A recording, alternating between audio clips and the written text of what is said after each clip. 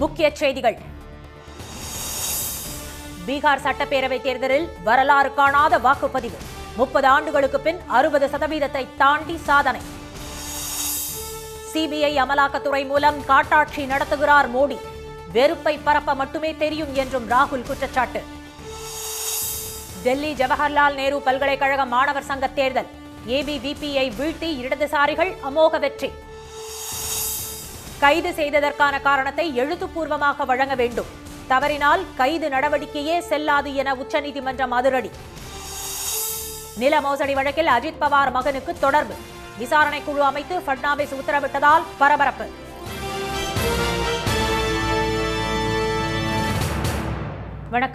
வணக்கம். பீகார் சட்டமன்ற தேர்தலில் வரலாறு காணாத வகையில் அதிகபட்ச வாக்குகள் பதிவாகி இருப்பது பெரும் பரபரப்பை ஏற்படுத்தியுள்ளது. 243 தொகுதிகளை கொண்ட பீகாரில் 121 தொகுதிகளில் நேற்று முதல்கட்ட தேர்தல் நடைபெற்றது. இதில் ஆர்ஜேடி தலைவர் திரு தேஜஸ்வி யாதவ், துணை முதலமைச்சர் திரு விஜயகுமார் சின்ஹா உட்பட 1314 பேர் களத்தில் உள்ளனர். இந்த முதல்கட்ட தேர்தலில் சுமார் 3.75 கோடி வாக்காளர்கள் வாக்களிக்க தகுதி பெற்றிருந்தனர். காலை 7 மணிக்கு தொடங்கிய வாக்குப்பதிவு மாலை 5 மணிக்கு நிறைவடைந்தது. இதையடுத்து முதல்கட்ட தேர்தலில் பதிவான மொத்த வாக்கு சதவீதத்தை தேர்தல் ஆணையம் வெளியிட்டுள்ளது. அதன்படி 64.66% வாக்குகள் பதிவாகி இருப்பதாக அதிகாரப்பூர்வமாக அறிவிக்கப்பட்டுள்ளது. இது பாஜக கூட்டணிக்கு எதிராக மக்கள் திரும்பியுள்ளதன் வெளிப்பாடு என்றும், தனி பெரும்பான்மையுடன் மகாபந்தன் கூட்டணி ஆட்சியை கைப்பற்றும் என்றும் காங்கிரஸ் பொதுச் செயலாளர் திரு பவன் खेरा நம்பிக்கை தெரிவித்துள்ளார். ये एक बहुत पॉजिटिव बात है, सकारात्मक बात है कि लोग चाहते हैं कि राहुल गांधी ने और तेजस्वी यादव जी ने जो बीड़ा हाथ में उठाया है कि लोकतंत्र न हारे, उसको कामयाबी दिलाने के लिए आज लोग भारी संख्या में इसीलिए निकले. और जब हम सरकार में आएंगे, அதிக வாக்குப்பதிவு பெரும்பாலும் ஆட்சி மாற்றத்தின் அறிகுறியாக கருதப்படுகிறது. அதே நேரத்தில் அரசின் திட்டங்களால் பயனடைந்த மக்கள் தங்களுக்கு ஆதரவாக வாக்கு செலுத்தியுள்ளதாக முதலமைச்சர் திரு நிதிஷ்குமார் ஆதரவாளர்கள் தரப்பில் கூறப்படுகிறது. இந்த முறை பெண்கள் அதிக அளவில் வாக்குச்சாவடிகளுக்கு வந்து தங்கள் ஜனநாயக கடமையை ஆற்றியதாக பீகார் தலைமை தேர்தல் அதிகாரி திரு வினோத் சிங் தெரிவித்தார். குளிர்காலம் என்பதால் பல்வேறு பகுதிகளில் மாலையில் வரிசையில் காத்திருந்து வாக்களித்தோர் எண்ணிக்கை குறைவாக இருந்ததாக கூறப்படுகிறது. பீகாரில் கடந்த 30 ஆண்டுகளில் வாக்குப்பதிவு 60% தாண்டியது இதுவே முதன்முறை என்பது குறிப்பிடத்தக்கது. 2020ஆம் ஆண்டு நடைபெற்ற முதல்கட்ட தேர்தலில் 56.1% வாக்குகள் மட்டுமே பதிவானது. இதனிடையே வரும் 11ஆம் தேதி அடுத்த கட்ட தேர்தல் நடைபெற்ற பின்னர் வரும் 14ஆம் தேதி வாக்கு எண்ணிக்கை நடைபெறவுள்ளது. இதனிடையே வாக்கு திருட்டு தொடர்பாக திரு ராகுல் காந்தி எழுப்பியுள்ள கேள்விகள் நியாயமானவை என்றும், அதற்கு தேர்தல் ஆணையம் பதிலளிக்க வேண்டும் எனவும் ஜன் சுராஜ் கட்சி தலைவரும் தேர்தல் வியூக வகுப்பாளருமான திரு பிரசாந்த் கிஷோர் தெரிவித்துள்ளார். அதிக அளவில் வாக்கு பதிவாகி இருப்பது ஆட்சி மாற்றத்திற்கு வழிவகுக்கும் என்றும் அவர் கூறியுள்ளார். இந்தியாவில் சிபிஐ அமலாக்கத்துறை ஆகியவற்றின் மூலம் பிரதமர் திரு மோடி உண்மையான காட்டாட்சியை நடத்தி வருவதாக எதிர்க்கட்சித் தலைவர் திரு ராகுல் காந்தி குற்றம் சாட்டியுள்ளார். 243 சட்டப்பேரவை தொகுதிகளை கொண்ட பீகாரில் நேற்று 121 தொகுதிகளில் முதல் கட்ட வாக்குப்பதிவு நடைபெற்ற நிலையில் வரும் 11ஆம் தேதி 2ஆம் கட்டமாக 122 தொகுதிகளில் வாக்குப்பதிவு நடைபெறவுள்ளது. இந்நிலையில் பூர்ணியா நகரில் நடைபெற்ற காங்கிரஸ் பிரச்சார பேரணியில் பேசிய திரு ராகுல் காந்தி, பிரதமருக்கு வெறுப்பை பரப்புவது மட்டுமே தெரியும் என்றும், மதம் மற்றும் சாதியின் பெயரால் மக்களை மோதலில் ஈடுபட தூண்டி விடுகிறார் என்றும் குற்றம் சாட்டினார். பீகாரில் ஆர்ஜேடி காங்கிரஸ் கூட்டணி ஆட்சிக்கு வந்தால் மீண்டும் காட்டாட்சி நடைபெறும் என்று சமீபத்தில் மத்திய அமைச்சர் திரு அமித்ஷா விமர்சித்ததை குறிப்பிட்டு பேசிய திரு ராகுல் காந்தி, சிபிஐ அமலாக்கத்துறை மற்றும் வருமான வரித்துறை மூலம் மோடியும் அமித்ஷாவும் தான் நாட்டில் உண்மையான காட்டாட்சியை நடத்தி வருகிறார்கள் என்று குற்றம் சாட்டினார். மகாபந்தன் கூட்டணி வெற்றி பெற்றால் பீகாரில் புதிய வேலைவாய்ப்புகள் உருவாக்கப்படும் என்றும், கல்வியும் சுகாதாரமும் மேம்படுத்தப்படும் என்றும் திரு ராகுல் காந்தி உறுதியளித்தார். बिहार को एक बार फिर प्रगति करनी है. दुनिया के सबसे बेहतरीन कॉलेजेस और यूनिवर्सिटी यहां बनने चाहिए. दुनिया के सबसे बेहतरीन अस्पताल यहां बनने चाहिए. बिहार दुनिया का टूरिज्म सेंटर बनना चाहिए. மோடியும் அமித்ஷாவும் தேர்தல் ஆணையத்தின் ஒத்துழைப்புடன் வாக்கு திருட்டில் ஈடுபட்டதைத்தான் ஆதாரங்களுடன் நிரூபித்தும், பாஜகவோ தேர்தல் ஆணையமோ இதுவரை பதிலளிக்கவில்லை என்றும் அவர் குறிப்பிட்டார். ஹரியானா, மகாராஷ்டிரா, கர்நாடகா போன்ற மாநிலங்களில் செய்ததை போன்று பீகாரிலும் மோசடியை அரங்கேற்ற சதி நடப்பதாக கூறிய திரு ராகுல் காந்தி, பொதுமக்கள் விழிப்புடன் இருக்க வேண்டும் என்று கேட்டுக்கொண்டார். இதேபோல் ரிகா சட்டமன்ற தொகுதியில் நடைபெற்ற பிரச்சாரத்தில் பேசிய காங்கிரஸ் பொதுச் செயலாளர் திருமதி பிரியங்கா காந்தி, தேர்தலுக்கு முன்பு பொதுமக்களுக்கு 10,000 ரூபாய் கொடுத்து வாக்குகளை விலை கொடுத்து வாங்க திரு மோடி முயற்சி செய்துள்ளார் என்றும், பீகாரில் இன்றும் வறுமை மற்றும் புலம்பெயர்தல் தொடர்வது கவலை அளிப்பதாகவும் கூறினார். வேலை வாய்ப்பின்மை மற்றும் ரவுடிகளின் அட்டூழியங்கள் பீகாரில் அதிகரித்துள்ளதாகவும் திருமதி பிரியங்கா காந்தி குற்றம் சாட்டினார். டெல்லி ஜவஹர்லால் நேரு பல்கலைக்கழக மாணவர் சங்க தேர்தலில் RSSன் மாணவர் அமைப்பான ABVPயை வீழ்த்தி இடதுசாரிகள் அணி அமோக வெற்றி பெற்றுள்ளது. 2025-2026 ஆண்டுக்கான டெல்லி ஜவஹர்லால் நேரு பல்கலைக்கழக மாணவர் சங்க தேர்தலுக்கான வேட்புமனு தாக்கல் கடந்த மாதம் 27ஆம் தேதி நிறைவடைந்தது. இடதுசாரி ஒற்றுமை அணி, RSSன் மாணவர் அமைப்பான ABVP, காங்கிரசின் மாணவர் அமைப்பான NSUI ஆகியவற்றுக்கிடையே மும்முனை போட்டி நிலவியது. இடதுசாரி ஒற்றுமை என்பது இந்திய மாணவர் கூட்டமைப்பு, அகில இந்திய மாணவர் சங்கம் மற்றும் ஜனநாயக மாணவர் கூட்டமைப்பு ஆகியவற்றை உள்ளடக்கிய இடதுசாரி கட்சிகளின் கூட்டணியாகும். தீவிர பிரச்சாரத்தை தொடர்ந்து கடந்த 4ஆம் தேதி வாக்குப்பதிவு நடைபெற்றது. வாக்கு எண்ணிக்கை நேற்று நடைபெற்று உடனடியாக முடிவுகள் அறிவிக்கப்பட்டன. அதில் இடதுசாரி ஒற்றுமை அணியைச் சேர்ந்த அதிதி மிஸ்ரா JNU மாணவர் சங்க தலைவராக தேர்ந்தெடுக்கப்பட்டுள்ளார். ABVPயின் விகாஸ் பட்டேலை அவர் 414 வாக்குகள் வித்தியாசத்தில் தோற்கடித்தார். அதிதி 1861 வாக்குகளையும் விகாஸ் 1447 வாக்குகளையும் பெற்றனர்.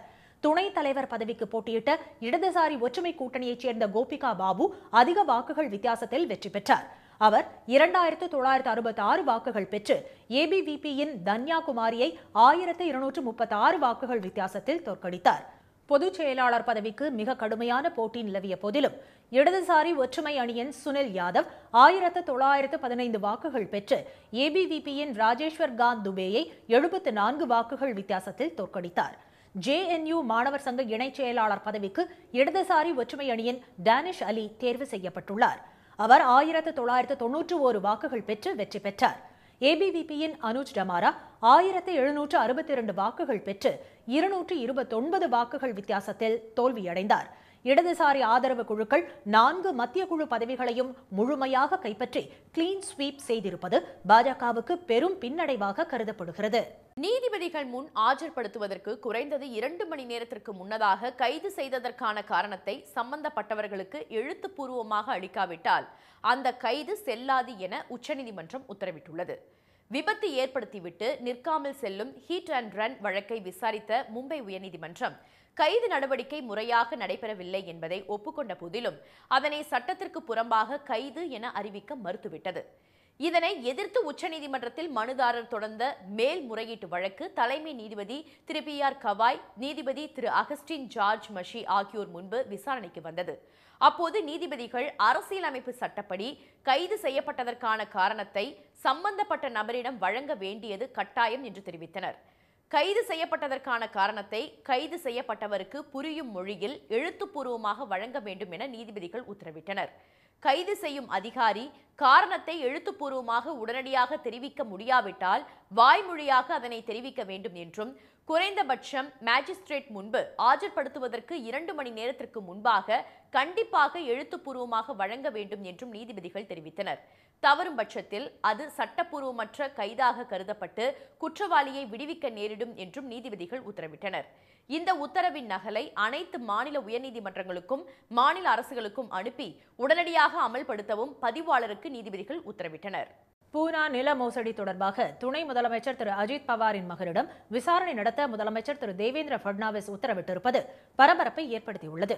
மகாராஷ்டிரா மாநிலம் பூனா மாவட்டத்தில் உள்ள கோரேகான் பூங்கா பகுதியில் உள்ள 400 ஏக்கர் நிலத்தை துணை முதலமைச்சர் திரு அஜித் பவாரின் மகன் திரு பார்த் பவார் நிறுவனம் வாங்கியுள்ளது. 1800 கோடி ரூபாய் மதிப்புள்ள நிலம் வெறும் 300 கோடி ரூபாய்க்கு விற்கப்பட்டிருப்பதில் மோசடி நடைபெற்றுள்ளதாக எதிர்க்கட்சிகள் குற்றம் சாட்டின. ஆனால் நில மோசடி எதுவும் நடைபெறவில்லை என திரு அஜித் பவார் மறுப்பு தெரிவித்து வருகிறார். இந்நிலையில் இந்த நில மோசடி புகார் குறித்து விசாரணை நடத்த வருவாய்த்துறை கூடுதல் தலைமைச் செயலாளர் திரு விகாஸ் கார்கே தலைமையில் உயர்மட்ட விசாரணை குழுவை அமைத்து முதலமைச்சர் திரு தேவேந்திர பட்னாவிஸ் உத்தரவிட்டுள்ளார். இந்த நில விற்பனை ரத்து செய்யப்படும் என அம்மாவட்ட ஆட்சியர் அறிவித்துள்ள நிலையில் உயர்மட்ட விசாரணை குழு அமைக்கப்பட்டிருப்பது அம்மாநில அரசியலில் பரபரப்பை ஏற்படுத்தியுள்ளது. வாக்காளர் பட்டியல் சிறப்பு தீவிர திருத்தம் தொடர்பான வழக்கில் பிரமாண பத்திரம் தாக்கல் செய்ய தேர்தல் ஆணையத்திற்கு கொல்கத்தா உயர்நீதிமன்றம் உத்தரவிட்டுள்ளது. பீகாரில் கடந்த செப்டம்பர் 30ஆம் தேதி வெளியிடப்பட்ட இறுதி வாக்காளர் பட்டியலில் சுமார் 47 லட்சம் வாக்குகள் நீக்கப்பட்டதாக சர்ச்சை எழுந்த நிலையில் அடுத்த ஆண்டு சட்டமன்ற தேர்தல் நடைபெறவுள்ள தமிழ்நாடு, புதுச்சேரி, கேரளா, மேற்கு வங்கம் உட்பட 12 மாநிலங்களில் சிறப்பு தீவிர திருத்தத்திற்கான பணிகள் தொடங்கியுள்ளன. 2002 மற்றும் 2005ஆம் ஆண்டு வாக்காளர் பட்டியல் அடிப்படையில் அதிகாரிகள் வீடு வீடாக ஆய்வு மேற்கொண்டு வருகின்றனர். இந்நிலையில் வாக்காளர் பட்டியல் சிறப்பு தீவிர திருத்தத்தை உடனடியாக நிறுத்த உத்தரவிடக் கோரி கொல்கத்தா உயர்நீதிமன்றத்தில் பின்டு கரார் என்பவர் பொதுநல மனு தாக்கல் செய்தார். இந்த வழக்கு தலைமை நீதிபதி சுஜோய் பால் தலைமையில் விசாரணைக்கு வந்தது. அப்போது பழைய வாக்காளர் பட்டியல் அடிப்படையில் சிறப்பு தீவிர திருத்தம் மேற்கொள்வது சரியல்ல என்றும் தற்போதைய ஆவணங்கள் மற்றும் தரவுகள் அடிப்படையிலேயே திருத்தம் மேற்கொள்ள வேண்டும் என்றும் மனுதாரர் தரப்பில் எடுத்துரைக்கப்பட்டது. மேலும் களத்தில் ஆய்வு பணியில் ஈடுபட்டுள்ள பூத் வாரியான அதிகாரிகளுக்கு உரிய பாதுகாப்பு வழங்கப்பட வேண்டும் என்றும் கேட்டுக் கொள்ளப்பட்டது. உச்சநீதிமன்றத்தில் இது தொடர்பான வழக்கு ஏற்கனவே நிலுவையில் உள்ளதால் இந்த மனு விசாரணைக்கு ஏற்றது அல்ல என்று தேர்தல் ஆணையத்தின் தரப்பில் ஆஜரான வழக்கறிஞர் அனாமிகா பாண்டே தெரிவித்தார். இதையடுத்து சிறப்பு தீவிர திருத்தம் தொடர்பான பணிகள் குறித்து வரும் 18ஆம் தேதிக்குள் தேர்தல் ஆணையம் பிரமாண பத்திரம் தாக்கல் செய்ய உத்தரவிட்ட நீதிபதிகள் நவம்பர் 19ஆம் தேதிக்கு வழக்கை ஒத்திவைத்தனர். திருப்பதி அருகே ஏரியின் கரை உடைந்து ஊருக்குள் நுழைந்த காட்டாற்று வெள்ளத்தில் 2000க்கும் மேற்பட்ட கால்நடைகள் மற்றும் வீட்டில் இருந்த பொருட்கள் அடித்துச் செல்லப்பட்டன. அண்மையில் பெய்த கனமழையால் பழைய கால்வாய் ராயல செறிவு ஏரி நிரம்பியது. முழு கொள்ளளவை எட்டிய நிலையில் அதில் இருந்து தண்ணீர் திறக்காததால் அதன் கரை திடீரென உடைந்தது. ஆர்ப்பரித்து சென்ற காட்டாற்று வெள்ளத்தில் இதமால் உள்ளூர், பாத்தபாலம், ராஜுலா கண்ட்ரிகா, களத்தூர் ஆகிய கிராமங்கள் வெள்ளத்தில் மூழ்கின. வீட்டில் இருந்த பொருட்களும் திடலில் நிறுத்தி வைக்கப்பட்டிருந்த ஆடு, மாடு உள்ளிட்ட கால்நடைகளும் நீரில் அடித்துச் செல்லப்பட்டன. வீடுகளுக்கு முன்பு நிறுத்தப்பட்டிருந்த இருசக்கர வாகனங்கள், ஆட்டோக்களும் தண்ணீரில் இழுத்துச் செல்லப்பட்டன.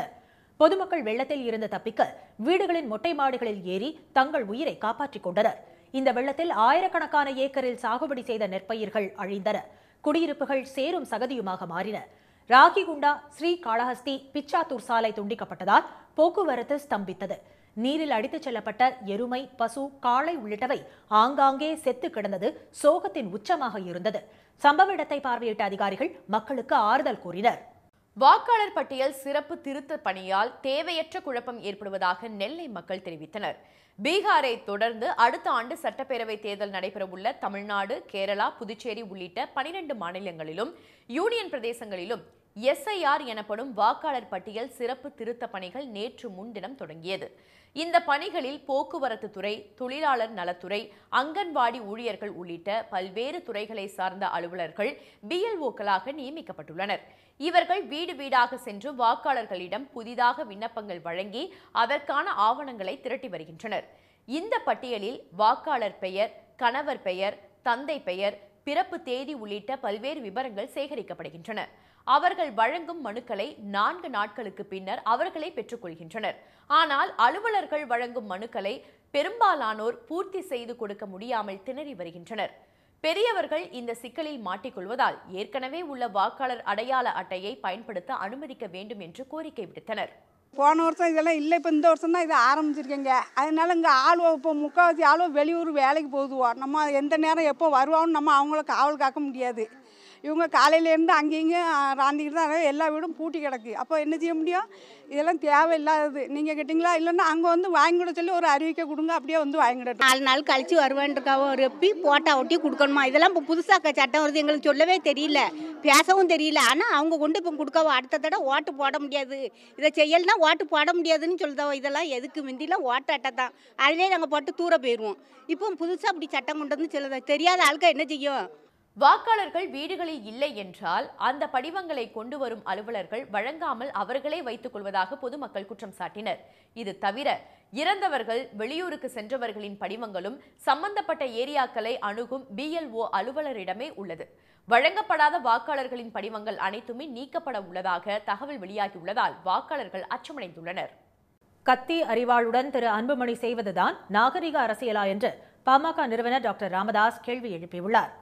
தைலாபுரத்தில் நேற்று செய்தியாளர்களை சந்தித்த அவர், சேலம் அருகே பாமக MLA திரு அருள் மற்றும் அவரது ஆதரவாளர்கள் தாக்கப்பட்டதற்கு கண்டனம் தெரிவித்தார். தம்மை விட்டு பிரிந்து சென்று திரு அன்புமணி கத்தி, அரிவாள் உள்ளிட்ட ஆயுதங்களை அவரது ஆதரவு கும்பலுக்கு கொடுத்து அரசியல் செய்வதாக டாக்டர் ராமதாஸ் கூறினார். இதுதான் டீசன்ட் மற்றும் டெவலப்மெண்ட் அரசியலா என்று அவர் கேள்வி எழுப்பினார்.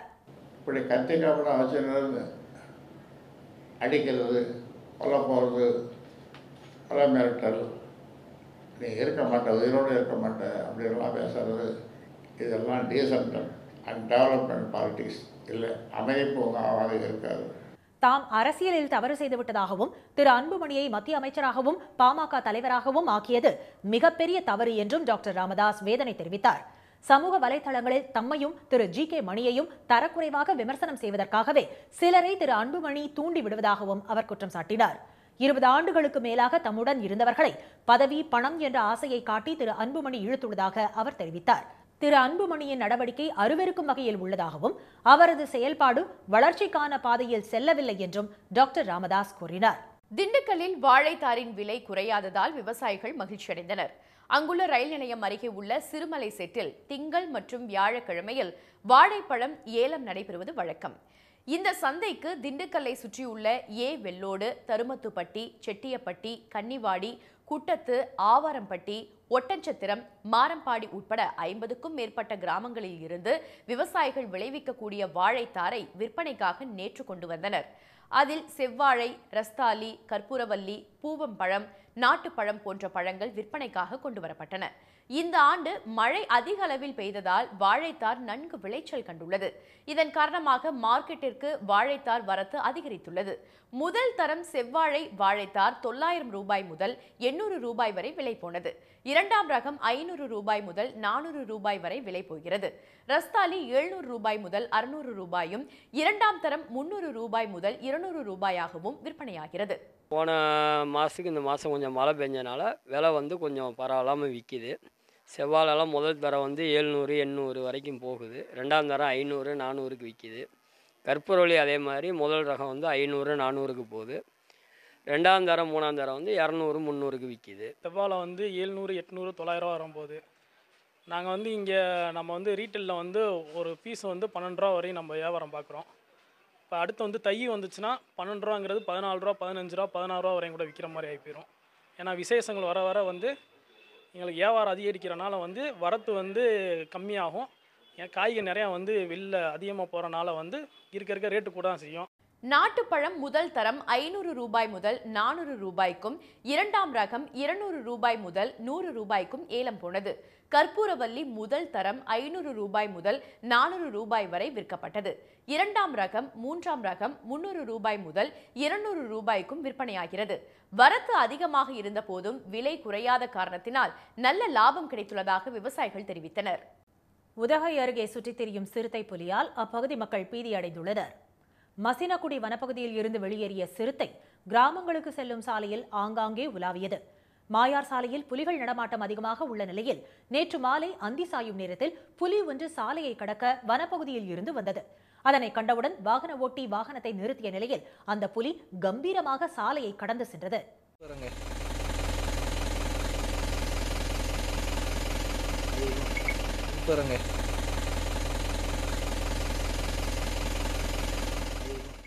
சீற்றத்துடன் சென்ற புலியை வாகனத்தில் இருந்த சுற்றுலா பயணிகள் ஆர்வத்துடன் பார்த்தனர். இதற்கிடையே மசினகுடியில் இருந்து உதகை செல்லும் கல்லட்டி மலைப்பாதையிலும் சிறுத்தை ஒன்று சாலையில் நடந்து சென்றது. அப்போது அந்த வழியாக சென்ற வாகனத்தை பார்த்த சிறுத்தை வனப்பகுதிக்குள் இறங்க முயன்றது. வாகன ஓட்டிகளும் முகப்பு விளக்கை எரியவிட்டவாறு சிறுத்தையை பின்தொடர்ந்து சென்ற நிலையில் ஒரு கட்டத்தில் அந்த சிறுத்தை பள்ளத்தில் இறங்கி வனப்பகுதிக்குள் சென்றது. தென் மாவட்டங்களில் 2 நாட்களுக்கு கனமழை பெய்யும் என்று சென்னை வானிலை ஆய்வு மையம் எச்சரித்துள்ளது. சென்னை மற்றும் புறநகர் பகுதிகளில் நேற்று வானம் மேகமூட்டத்துடன் இருந்த நிலையில் பிற்பகல் மற்றும் மாலை நேரங்களில் புறநகர் பகுதிகளில் மழை பெய்தது. பூவிருந்தவல்லி, குன்றத்தூர், ஆவடி, எண்ணூர், பொன்னேரி உள்ளிட்ட இடங்களில் பெய்த மழையால் சாலைகளில் தண்ணீர் பெருக்கெடுத்து ஓடியது. வாணியம்பாடி, திருப்பத்தூர், சேலம், வாழப்பாடி, ஊத்தங்கரை, தஞ்சாவூர், வந்தவாசி, செய்யாறு உள்ளிட்ட பகுதிகளில் பலத்த காற்றுடன் பெய்த மழையால் அப்பகுதி விவசாயிகள் மகிழ்ச்சியடைந்தனர். இதனிடையே தமிழக உட்பகுதிகளின் மேல் நிலவும் வளிமண்டல மேலடுக்கு சுழற்சியால் தேனி, திண்டுக்கல், மதுரை, சிவகங்கை, ராமநாதபுரம், விருதுநகர் ஆகிய 6 மாவட்டங்களில் இன்று இடி மின்னலுடன் கனமழை பெய்யக்கூடும் என்று சென்னை வானிலை மையம் அறிவித்துள்ளது. தென்காசி, தூத்துக்குடி, நெல்லை, கன்னியாகுமரி ஆகிய 4 மாவட்டங்களில் நாளை கனமழைக்கான மஞ்சள் எச்சரிக்கை விடுக்கப்பட்டுள்ளது. தமிழ்நாடு, புதுச்சேரி மற்றும் காரைக்கால் பகுதிகளில் 4 நாட்கள் கனமழைக்கு வாய்ப்பு உள்ளதாகவும் வரும் 12ஆம் தேதி வரை மழை நீடிக்கும் என்றும் வானிலை மையம் தெரிவித்துள்ளது. வங்கக்கடலில் மேலும் 2 காற்றழுத்த தாழ்வு பகுதி உருவாக வாய்ப்புள்ளதாகவும் இதனால் 15ஆம் தேதிக்கு பின் பருவமழை சூடு பிடிக்கும் என்றும் இந்திய வானிலை மையம் கூறியுள்ளது. மீண்டும் முக்கிய செய்திகள். பீகார் சட்டமன்ற தேர்தலில் வரலாறு காணாத வகையில் அதிகபட்ச வாக்குகள் பதிவாகியிருப்பது பெரும் பரபரப்பை ஏற்படுத்தியுள்ளது. இந்தியாவில் சிபிஐ, அமலாக்கத்துறை ஆகியவற்றின் மூலம் பிரதமர் மோடி உண்மையான காட்டாட்சியை நடத்தி வருவதாக எதிர்க்கட்சித் தலைவர் ராகுல் காந்தி குற்றம் சாட்டியுள்ளார். நீதிபதிகள் முன் ஆஜர்படுத்துவதற்கு குறைந்தது 2 மணி நேரத்திற்கு முன்னதாக கைது செய்ததற்கான காரணத்தை சம்பந்தப்பட்டவர்களுக்கு எழுத்துப்பூர்வமாக அளிக்காவிட்டால் அந்த கைது செல்லாது என உச்சநீதிமன்றம் உத்தரவிட்டுள்ளது. இத்துடன் இந்த செய்திகள் நிறைவடைந்தன. மீண்டும் சன் டிவியில் செய்திகள் மாலை 6 மணிக்கு. செய்திகளை உடனுக்குடன் தெரிந்து கொள்ள QR கோடை ஸ்கேன் செய்து சன் நியூஸ் வாட்ஸ்அப் சேனலில் இணைந்திருங்கள். வணக்கம். வணக்கம்.